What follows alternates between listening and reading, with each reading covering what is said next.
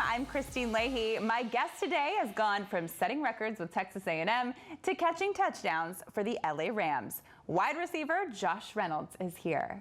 Josh, thanks for coming in. Oh, thank you for having me so much. So when I think of wide receiver, I think of flashy, I think of outspoken, but you are a self-proclaimed shy guy. Is that right? Correct. Yeah. I'm not too much of a big talker, and so figured, coming on this, I can open up a little bit with you. Okay. I'm excited. So trash talking off the table, but you're going to open up here. Well, yeah, we'll try to open up. I love this.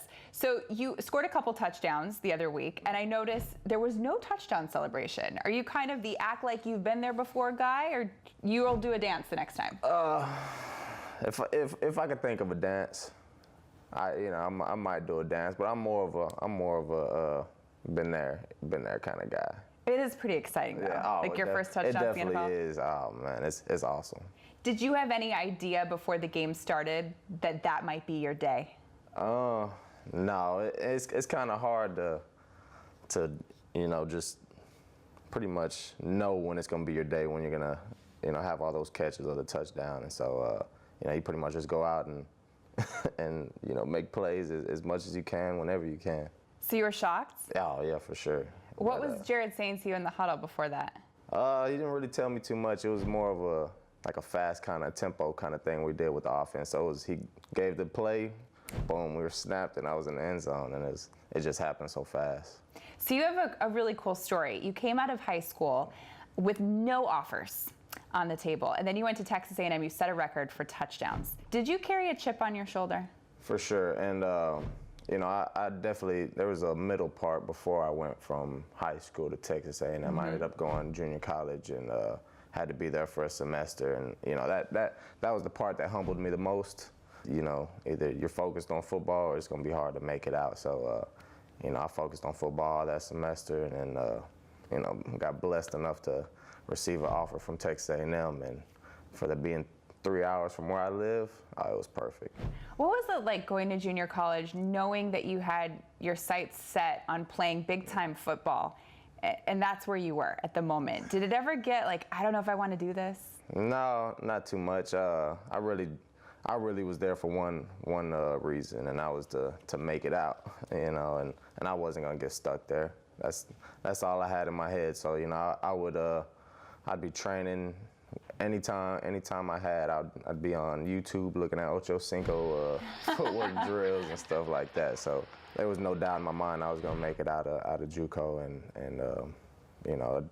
being at A&M, it was awesome. Is Ocho Cinco the guy you model yourself after? I just knew he had the best footwork, and he at that time he was probably the best, one of my favorite in the game. Just how he carried himself and all of that. I wasn't as much of a talker as he was, but I definitely on the field. Yeah, you guys strike me as a bit different, you and Ocho Cinco. Like a little bit of a different personality there. Definitely different personality, but I like to say on the field that we kind of got a little more of the same personality. Like I'm not gonna celebrate too much, but I do like to talk a little bit. Have you ever met him? I have not. I've met him. Maybe we can arrange a meeting for you two. That'd be awesome. I'm sure he'll teach you a touchdown dance. And I can use that for the next one. Exactly. So while you were at Texas A&M, you met your girlfriend. She was a sideline reporter at the time. Yes. Did you make the first move? Nah, negative. Oh, she did? Yeah, I told you I'm a shy guy. That's true. Okay. So how did this go down? Basically, she just kind of was pushing a little bit. She'd send me cool pictures that she would take of the game and of practice and stuff. Oh. That kind of be her way of trying to talk to me, and I didn't get the hints. You didn't? No, not at all. So I thank you. You just thought she's being nice, sending you pictures that she's taking? Yeah. Come on. So I didn't get the hint for a solid couple months, maybe a whole year, and then we ended up taking a Haiti trip together senior year. It was kind of Hold on. How do you go from her sending you pictures to you're going to Haiti together? Well, it was more of like a school organization kind of thing, like a service trip and stuff like that. And so she was there to pretty much film it and do all that stuff. And it was like an athletes thing. So we had some softball, soccer players, a lot of football players went, and that was our first one. So you know, we were able to bond a little more there. You know, got a little closer, like spiritually and stuff like that. And so, you know, after that, it just kind of took off. You were drafted in the 4th round in 2017. Do you remember where you were?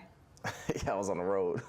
On the road? I was on the road. I was on the road to my grandpa's house where all my family was. Oh, you were literally on the road, yeah, like driving? I was literally on the road driving, and then got the call. Haley was right next to me. You know, I looked at it, and it was a number I didn't have saved, and it was you know, I didn't get a call from that number before, so I was, you know, I was like, all right. So I called, you know, answered it. Boom. Who was it? It was Les Snead. So. What did he say to you? Do you remember? Hey, we're looking to draft you here. This next pick. So I was like, you know, I didn't really know too much what to say when it happened, because you know I'm still trying to get to you know, get to my grandpa's house. You know, all I'm thinking is my mom's gonna be mad that that I wasn't here. Oh. That I wasn't at the house when I got the call. So. Did you pull over? No. You kept driving? Kept driving. I had it on the Bluetooth speaker and all that. So you know at the time, like, okay, the draft is going on. When the phone rang and you didn't recognize the phone number, did you think, wait, could this be what I think it is? I definitely kind of thought that, because you know, I had a little party the day before, so that's kind of when I was expecting to get drafted. Didn't, you know, so ended up was gonna meet everybody again at the same spot. On the way over there, woke up a little late. There was some stuff kind of that got in our way before I headed over there, and you know, that 15 minutes was that one that you know, I got the call. So. Were they okay with you being late to the party? No, not at all. What? They weren't? Not at all. No. You had a good excuse. It wasn't really the phone call that slowed me down. It was a friend that that had to go get some clothes and stuff. So, you know, my mom was kind of mad at him. Oh, okay. All right. Well, Yeah, I would just celebrate on that day. Oh, for sure. But LA is really awesome. A lot of celebrities that show up at the games. Has there ever been a celebrity sighting that you're like, wow? Yeah, LeBron James. Oh. Yeah, yeah. That's a big one. ESPYs. I was at the ESPYs for the first time, and that was an awesome experience. Just seeing that on TV and finally actually being there, and it was crazy. So, you know, I didn't say nothing, you know, because like I said, shy guy, but you know, I admired from afar. Okay. What about at the games? Games, YG, seeing YG. Yes. You know, he been to practice. Didn't really talk to him neither. You know, I need to start getting pictures with people. I'm noticing a trend here. Yeah, I need to start getting Thank pictures God your with people. girlfriend persisted. Exactly. You know? Otherwise, you'd be single in LA. Tough place. Jared Goff is now your quarterback. As a receiver, that's pretty cool. Mm-hmm.